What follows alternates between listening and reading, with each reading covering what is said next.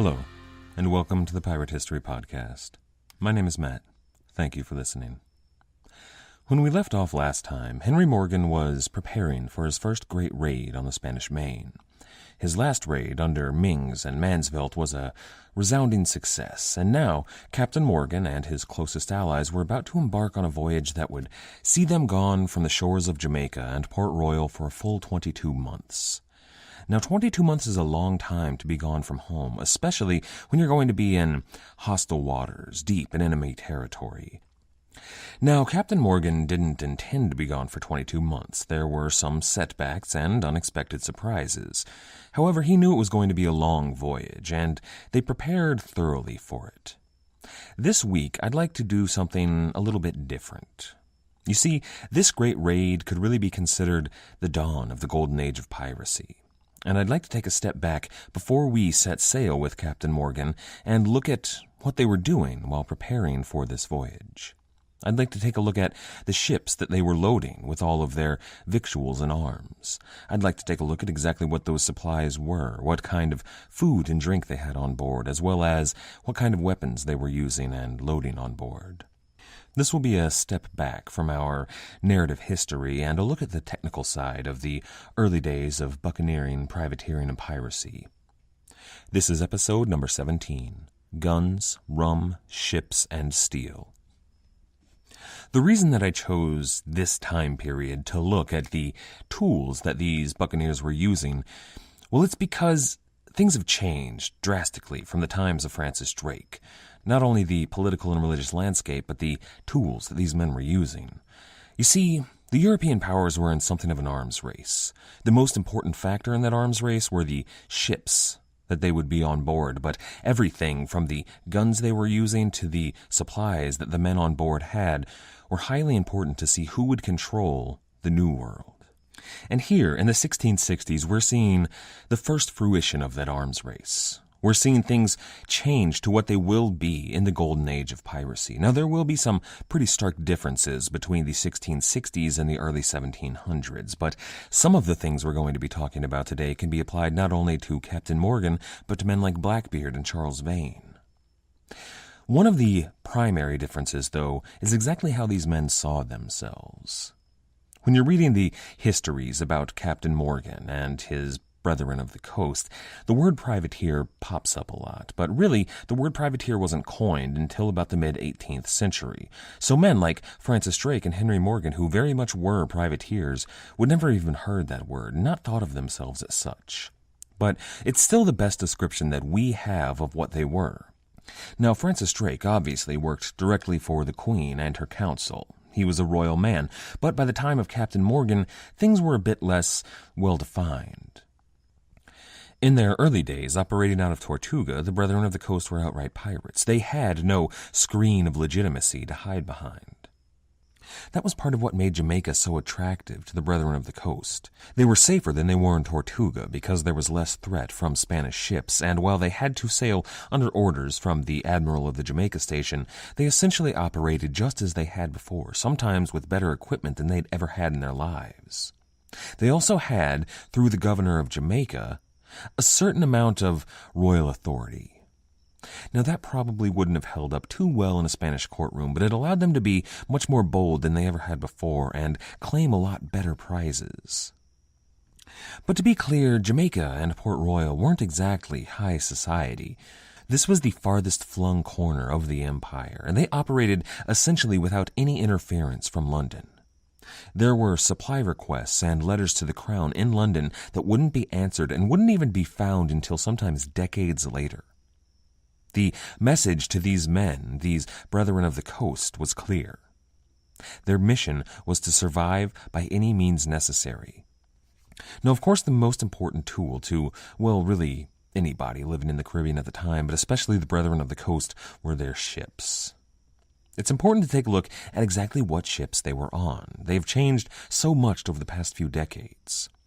For many, many years, the most powerful ship sailing the high seas was the Spanish Galleon.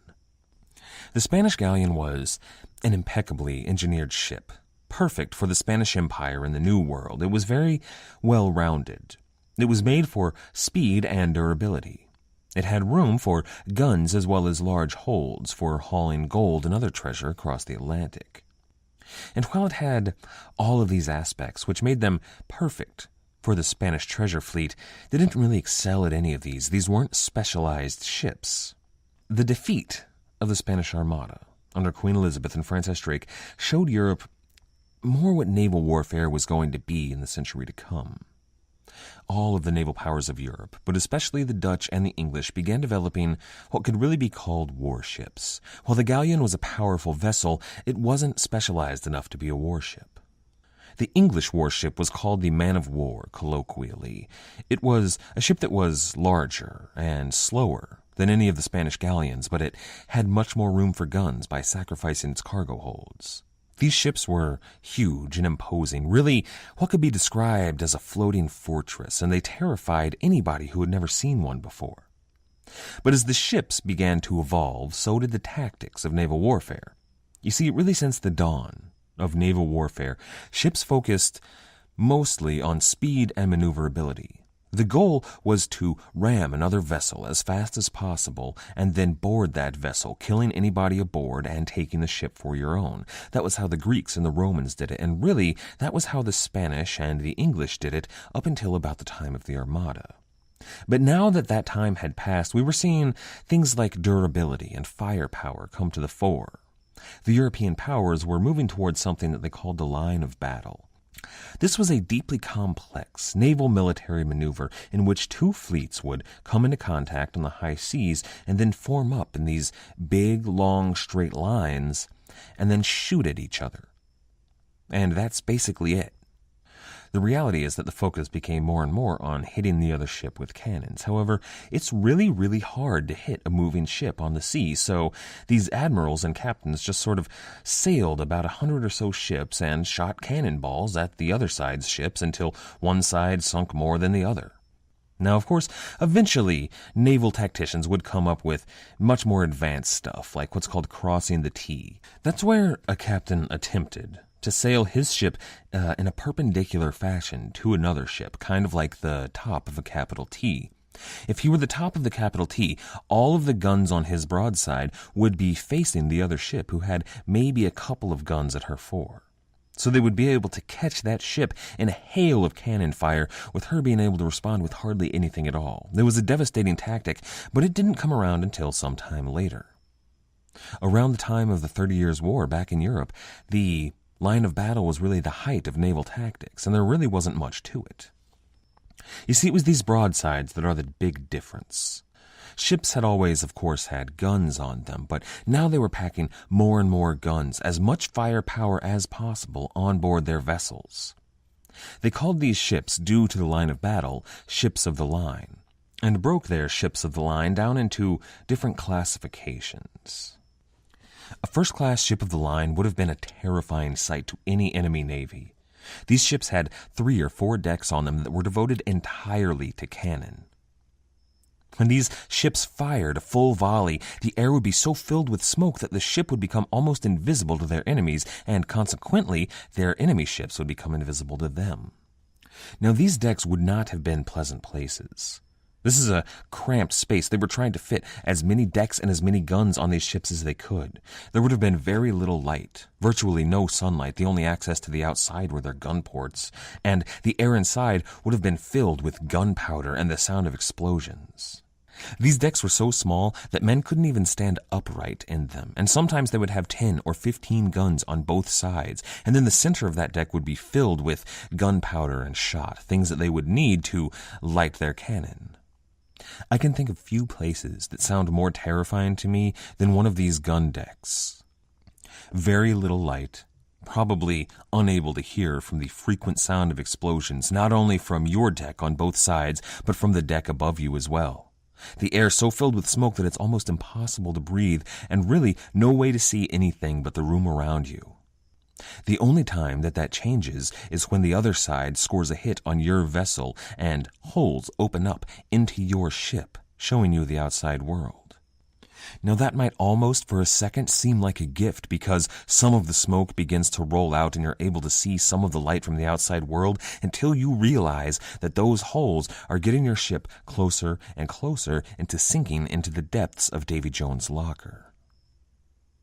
And it would have been almost impossible to escape from these ships. If your ship begins to go down, there's going to be a scramble to climb up to the deck above you, where there's going to be another scramble and the chaos of men dying and bleeding and screaming. You're not going to be able to make it to the top deck to swim away, and then when you are, hopefully you are close enough to shore to be able to swim. Working the gun decks of any of these large battleships for many of the great European powers seems like one of the most terrifying jobs in human history. That's why most of the men who were on board were not volunteers. These men were forced into service. These men were victims of the press gangs back in Europe. The lucky ones hoped to win their battle and head home. The unlucky ones hoped to win their battle and see land ever again.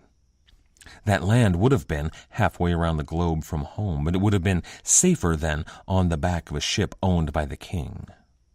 Now these ships, these first-class ships of the line, carried sometimes as many of 100 or more cannon, and they were massively expensive. Not just expensive to build, but to sail and maintain as well. Any nation, though, that wanted to play at empire needed to build as many of these ships as possible. Whoever had the most and the best would rule the waves. But there were, of course, smaller ships as well. There were the second and third-rate ships of the line that held slightly fewer guns. However, they were virtually the same ships, just with perhaps one less gun deck and a few less guns on board. But then there were still smaller ships. Ships that were less imposing. But using the right tactics, these vessels could be just as successful against the larger warships and the empires of old Europe. The most common and most prominent warship in the Caribbean was the frigate. Now, exactly what the name frigate implies is a little bit difficult to ascertain. According to Samuel Pepys, who was an English admiral that would, a few years after these events, categorize the English Navy into different subcategories, a frigate was a warship that was directly below the first, second, third, and fourth class ships of the line. In practice, according to the English, that meant that it was a three-masted vessel, ship-rigged, that carried one above-board gun deck. It was fast, it was maneuverable, but it still had quite a lot of firepower. Now, the French and the Dutch had their own variations on the frigate, and the Spanish fragata had its own key differences. But essentially, what a frigate was a single-decked warship that was built low and long. These were very long, maneuverable vessels that could cut through the water unlike any other warship of their time. The frigate was the bread and butter of the men who lived in the Caribbean. At Port Royal, Jamaica, the best warships they had would likely have been the frigates. Admirals Mings and Mansvelt, and certainly Morgan, had frigates. These were their vessels. Later on, the greatest pirate ships we know of were frigates. For example, Blackbeard's Queen Anne's Revenge was a frigate. One of these ships, under the command of one of these buccaneers, privateers, or pirates, made him a superstar that was able to take on the local navy. However, it was a difficult ship to come by. You had to be very lucky or highly skilled to get one of these out of the hands of the Spanish, English, Dutch, or French. Most pirates were unable to do so. They usually traveled in convoys, so there would be several frigates there, so a single pirate ship or even a group of pirate ships would be unlikely to take one. A more common pirate vessel that was a bit smaller than the frigate was the brig. A brig is a slightly smaller vessel that instead of having a ship's 3 masts only has 2 that are square-rigged. So it's quite quick and very light and carries a fair number of guns, but not nearly as many as a frigate and nowhere near as many as one of the larger ships of the line. But a brig, well, it started off as a modified brigantine. A brigantine was a vessel local to the Mediterranean that had the 2 masts as well as oar power to help it move. The brig had no oar power, but still kept only those 2 masts and the sail thereon. They were useful ships to the pirates, but not that common in the Caribbean during the golden age of piracy, so only a few notable pirates actually sailed on a brig. The most common type of vessel employed by most of the pirates in the Caribbean was the sloop.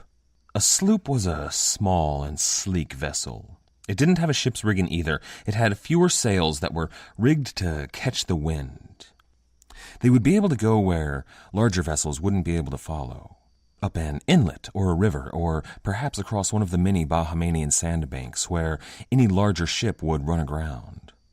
These were vessels for pirates who preferred to take what they could and run, while a pirate who had a frigate had the ability to stand their ground and frighten away any potential hunters that didn't have a larger vessel or a fleet. The sloop was the quintessential pirate vessel. It carried enough guns to frighten merchant ships, sink smaller vessels, and anybody that it could not defeat run away at the fastest pace possible. It had a small amount of cargo space, but not enough to carry cotton or sugar or tobacco, or at least not enough to make any money. It did have enough room, however, for the necessaries, rum and guns and gold.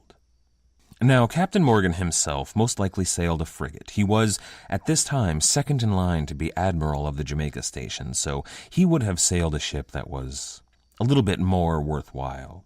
However, the other 3 men in his fleet, those friends that he had sold his vessels to, were sailing either a brig for one of them, or the other 2 what really should have been classified as a sloop. Now, the sloops would have been carrying just enough to sustain the men on board, but the larger vessels, the frigate and the brig, would have had cargo space allotted for, well, anything that they managed to take from the Spanish, as well as all of their necessary victuals, most notably the rum. Now, alcohol on board a sailing vessel was a tradition that was really an essential tradition that dated back to time immemorial. Now, until the year 1655 and the English invasion of Jamaica, the English usually carried on board French brandy. Brandy was really the first distilled alcohol, the first hard liquor in the world. You see, French wine manufacturers were shipping a lot of their wine to and from the New World. However, this wine takes up a lot of space. Wine barrels are huge and heavy and aren't exactly economic to ship across the Atlantic Ocean, so they were looking for a way to more economically ship their wine. They decided the best way to go about this was to dehydrate some of the water that was in the wine and ship it across the ocean where it could be reconstituted back into its good wine self. However, that's not exactly how it worked out. I like to imagine one French sailor, late at night, singing on deck, found by his comrades with a huge stupid grin on his face and an open cask of concentrated wine next to him, inviting his friends to come and share a drink with him. Brandy, which was the name for this concentrated and distilled wine, caught on like wildfire in the New World. At first, it caught on primarily among sailors who thought it was just a fantastic drink that really took all their woes away, but these sailors brought it into port, and then many of the people in these New World colonies found it just as fantastic. They also discovered that the longer it aged in the oak wine barrels, the better and better it tasted, and sometimes they would let casks of brandy sit for as long as they could stand before trying it, and that was the best brandy of all. Rum was probably the very next type of hard alcohol made. Its base ingredient was discovered by Jamaican slaves on sugar plantations. You see, the process of refining sugar creates a byproduct called molasses that the plantation owners had no use for. Now, the process of refining sugar is an extremely dangerous and often painful, if not deadly, occupation for the slaves, so the slaves needed something to take their woes away. They took this molasses, which the slave owners didn't need, and fermented it. This created a thick, sweet, and highly alcoholic drink. But the Europeans decided to take it a step further. They took the process of distillation, which they used for brandy, and applied that to this molasses-based alcohol. This was the basis of modern rum. The island of Jamaica was rich in sugar plantations and also had several rum distilleries. The Englishmen, upon seizing Jamaica, found themselves swimming in the stuff. They had not only all the raw materials needed, but all of the infrastructure to produce as much rum as they could drink. So in effect, the English colony at Jamaica became the center for Caribbean rum production in the 17th century. Now, obviously, they shipped and sold this rum all over the world, but the Royal Navy put it to good use there in Jamaica.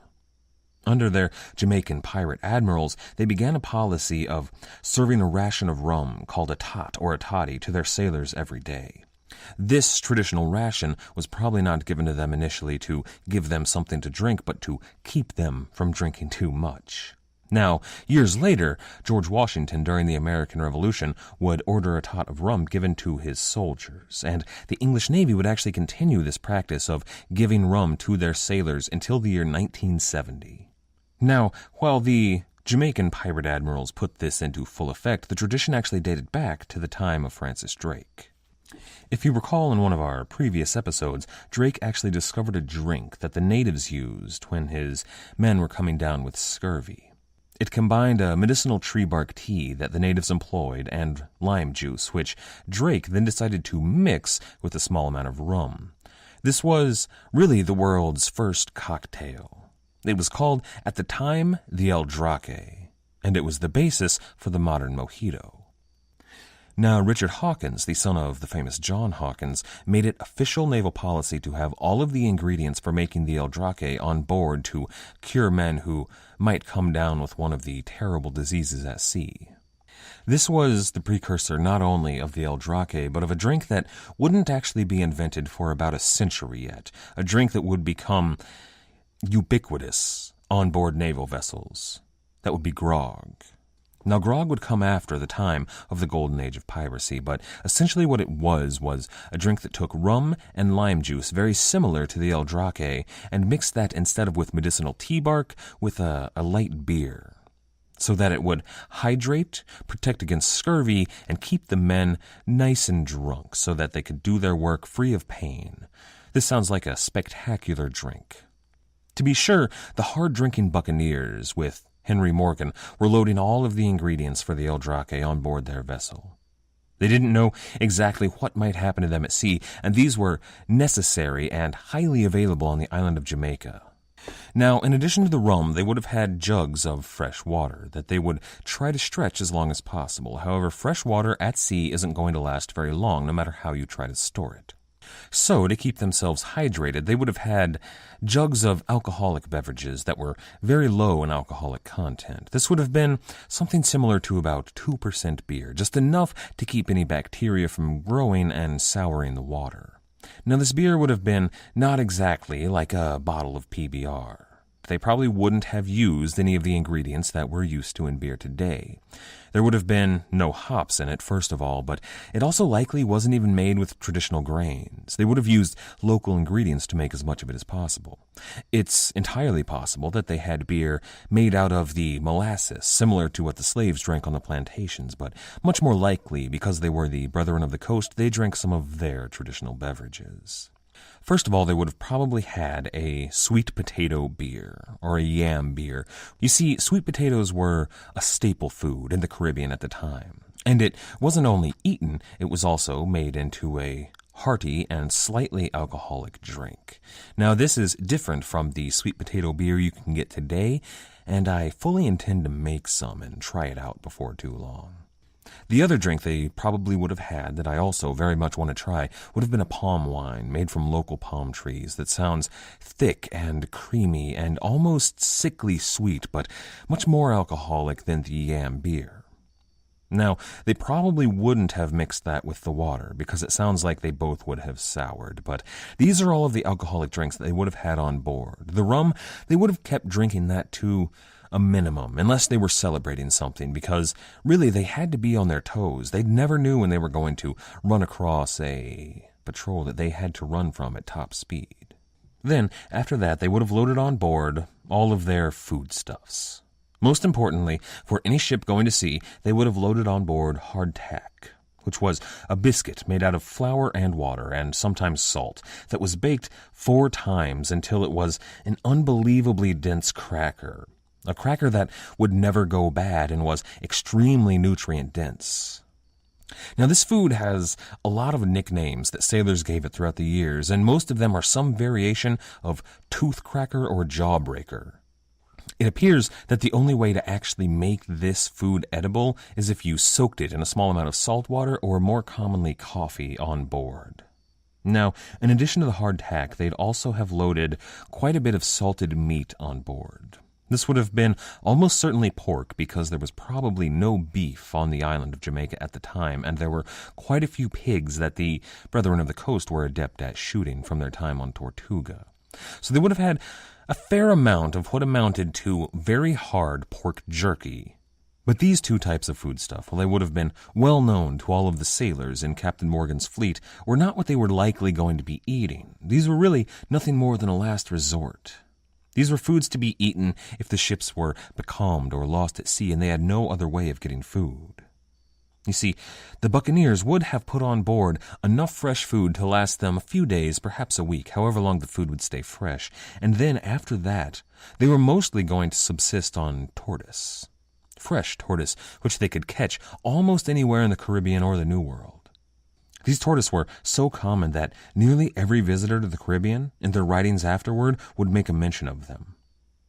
Columbus did, saying that the bays he stopped in were so filled with tortoise that they made a racket that kept the men from sleeping as they banged against the hull of the ship. Exquemelin said they were, quote, very good to eat, end quote, and another visitor said, quote, the choice of all for fine eating is the turtle or sea tortoise. The flesh looks and eats very much like choice veal, but the fat is of a green color, very luscious and sweet. The liver is likewise green, very wholesome, searching, and purging. End quote. So their diet would have consisted primarily of rum, stale water, fermented yam juice, hard crackers, pig jerky, and fresh turtle meat. Yum, a pirate's life for me. However, I do have a plan, in fact, to put out a video where I make, try, and review some of these pirate victuals. Now, don't worry, I'm not going to eat any turtle meat, but I am going to try some pork jerky, some hardtack, several of these pirate beverages, and several other pirate-themed drinks I can get my hands on, as well as a selection of rum. Me and a few friends are going to try these out, make a video of it, and put the results on YouTube, because why not? But most of what we've talked about so far, sloops and frigates, hardtack, and fresh tortoise meat, these were par for the course for really any sailor in the Caribbean at the time. So what is it that sets the Buccaneers apart? Well, most notably, it's how they modified their ships. Historian Stephen Talty writes, quote, the first order of business was to rip out the wooden bulkheads in the holds, which were used in merchant ships to keep barrels and trunks from sliding. Cabins, first class and steerage, were gutted, creating an open space below decks, for reasons both piratical, to accommodate large numbers of men these ships often carried, and philosophical. Pirates were democrats and decreed that no man should have better quarters than the next. Carpenters would reinforce the deck to support extra cannon and cut slots in the hold for guns or mount them fore and aft as chasers, cannon that could be fired on anyone trying to pursue or escape them. Above board, the forecastle and any superstructure behind, in seamen's terms, abaft, the mainsail was removed, as were the cabins, roundhouses, in the stern, creating a clear deck ideal for boarding vessels or stashing excess numbers of privateers, captives, or booty. Finally, the rig of the converted vessel could be altered by stepping the mainmast aft for increased power in the wind. Pirates adored speed. An extra knot could mean the difference between riches and hanging. Like grease monkeys cackling as they dropped a supercharged V-12 into their father's vintage olds, the brethren took a stock mercantile vessel and made it into a thing built to fly. End quote. Now, the thing that truly set these ships apart is partly what Stephen Talty was talking about there, the rigging.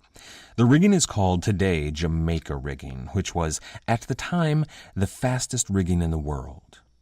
That rigging, in addition to the fact that these ships were built not out of heavy English oak, but out of much lighter Caribbean cedar, made these ships the fastest ships anywhere known. Some years later, but still during the Age of Sail and even in the Golden Age of Piracy, that Jamaica rigging would be slightly modified into something called the Bermuda rigging, which is still today used by sailors in sailing races across the world. These ships were so fast that they would be used throughout the Age of Piracy, into the American Revolution as blockade runners, and even up until the American Civil War and the Spanish-American War. These are ships so fast that they are even used well into the age of steam power because they can outrun the fastest steamships out there. Now, there was something else. One other thing that differentiates the Brethren of the Coast from common mariners. And it also puts them in kind of a stark contrast to the pirates of the golden age of piracy. It was their weapons. A typical merchant vessel in the region would have been armed, but poorly. A Spanish vessel, for example, would have made for a ripe target to the brethren. On board, that merchant vessel would have had no cannon. They would have only had a few nearly useless firearms. You see, the Spanish government strictly regulated firearms in their colonies, at least for the colonials. They didn't want anybody there getting ideas of rebellion and jeopardizing their trade in gold and silver.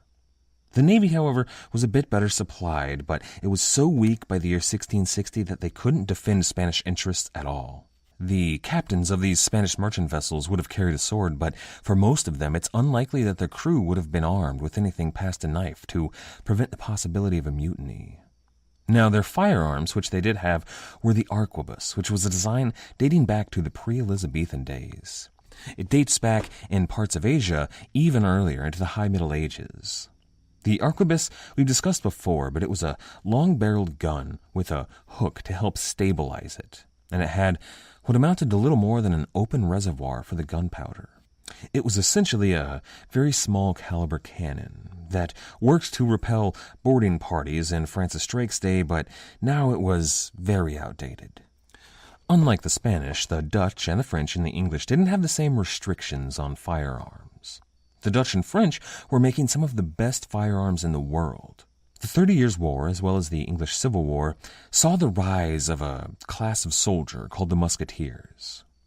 They used much, much better firearms than the arquebus. They used, naturally, the musket, which was a long-barreled firearm that had a flared muzzle which made it much easier to load, and it was made to be carried by hand, unlike the arquebus, and also made to be fired quickly. The first major advance to the musket was the matchlock design. This was essentially a trigger attached to a lit wick that would be dropped onto the powder reservoir, which would light it on fire. It made it a lot easier to fire and kept you from having an entire other step in the firing process.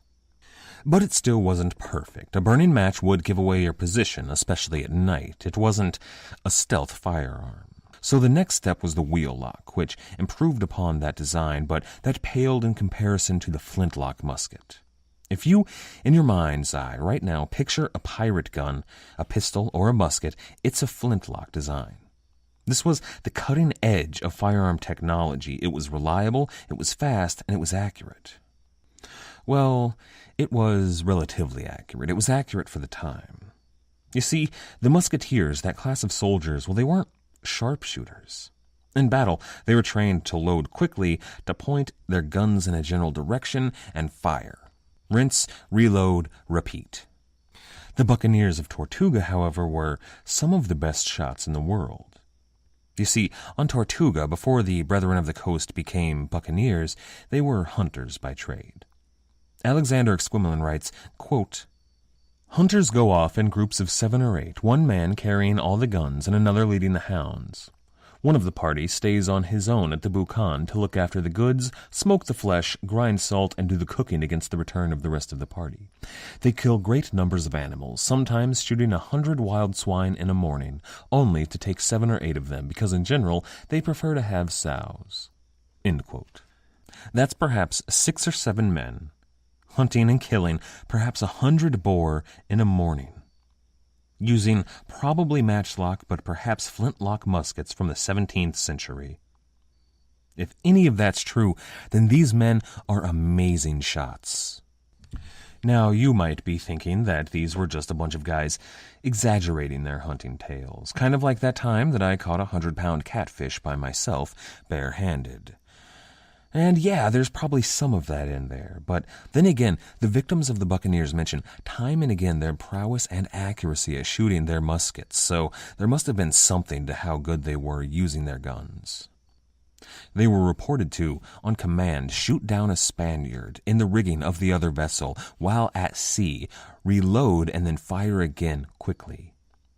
That's a feat that none of the musketeers back in Europe would have been able to perform. But if that separates the Buccaneers from the more typical merchants and seamen of the era, what separates the Buccaneers from the later Golden Age pirates? Well, first of all, it's their choice to use muskets over pistols primarily. Now, certainly they all had both the musket and the pistol with them, but the later pirates were well known for carrying multiple pistols, perhaps a sash with as many as 4 to 6 pistols on it, and perhaps a musket or two among them if they could spare the space. The Buccaneers, on the other hand, all had a musket with them, and only the captain or some of the better shots might have a musket to shoot again below decks if necessary. Something that I think most of us would notice almost immediately, though, would be the difference in their swords. Now, on board a ship, nearly every man from Europe carried a cutlass, but the cutlass carried by the Buccaneers under Captain Morgan and the one carried by, say, Calico Jack Rackham would have been very different animals. They were both one-sided blades that were slightly curved and had something of a handguard. This was typical of every naval blade. However, the cutlass being used by Blackbeard or Jack Sparrow is an elegant weapon from a more civilized age. The cutlass used by Captain Morgan would have been something that looks to our eyes a lot more like a common machete with a small handguard on it, which is because more frequently than being used as a weapon on board a ship, it would have actually been used as a machete. Now, certainly, on board a ship, if they had run out of shot and powder, they would have pulled their cutlass and used it on any man that dared to oppose them, but more often than not, the cutlass was used to cut underbrush. They were only used in violence if truly absolutely necessary. You see, that highlights really the key difference between the Buccaneers and the Golden Age pirates. The Buccaneers of America engaged in piracy and took unbelievable amounts of loot at sea, but their primary occupation, more than pirates, especially under Captain Morgan, was soldiering. The most stark difference in the armaments between the Buccaneers and the later pirates was the fact that all of these Buccaneers carried with them pikes. Long, steel-tipped spears, very similar to all of those used in the English Civil War, a conflict in which Henry Morgan probably learned how to lead men on the battlefield.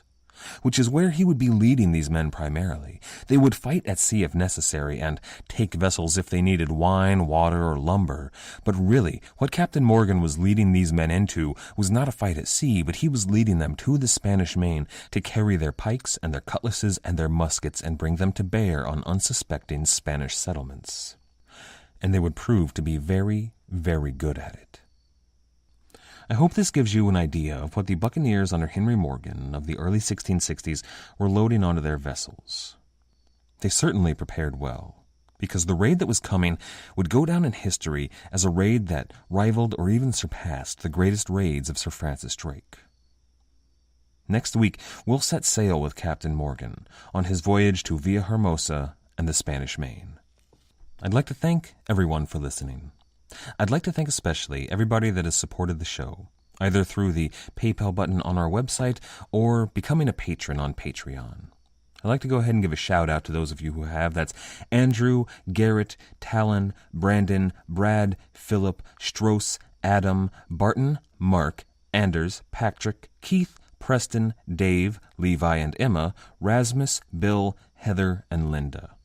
All of you guys on Patreon really help keep this show afloat, and we appreciate all of you. There was a hiccup in the first major reward planned for those of you on Patreon. However, we are back on track. We've got an artist working on that map of the Caribbean, which is looking spectacular. In the next few days, I'm going to post pictures of it to Patreon and to Twitter and to Facebook, and then I'm going to go ahead and send everybody who has pledged their support on Patreon thus far a copy of that. If you'd like to support the show, there are many other ways to do it. We really appreciate everybody out there who has left a review or a rating on iTunes, Podbean, Stitcher, or any of the other places people listen to the podcast. Our theme music was, as always, The Old Captain by the fantastic band Brig. If you're enjoying that music, I suggest you go on over and check them out at brillig.com.au. That's BRILLIG.com.au. After you're done over there, why not go on over and check out our website at piratehistorypodcast.com, or you can check us out at Twitter, Facebook, YouTube, or SoundCloud. Most importantly, to everybody out there, thank you for listening. Listening.